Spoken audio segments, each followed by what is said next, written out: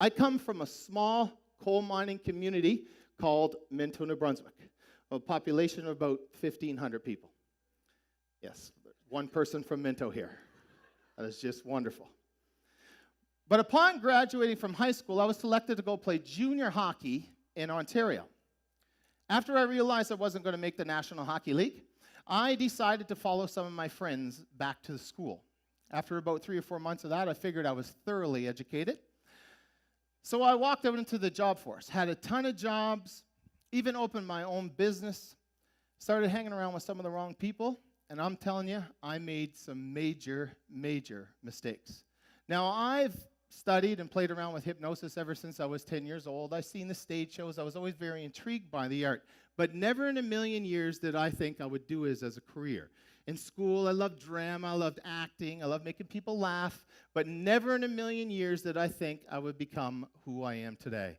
And at 27 years old, I lost everything. And then something hit me. It said, Jason, you're a born entertainer.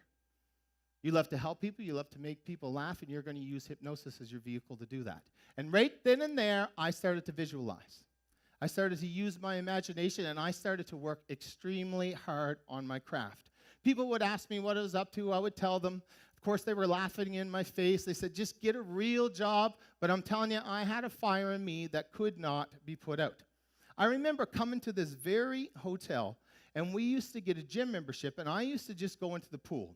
And I would sit in that pool, and hours and hours and hours would go by. I'd visualize myself staying in hotels, taking airplanes, meeting wonderful people, doing big stage shows. I believed it, I seen it, I embraced faith, and I achieved it. My very first show was in Sussex, New Brunswick. The show ended up being about 4 hours long, which is absolutely unheard of for a hypnosis show. The people on stage were absolutely exhausted.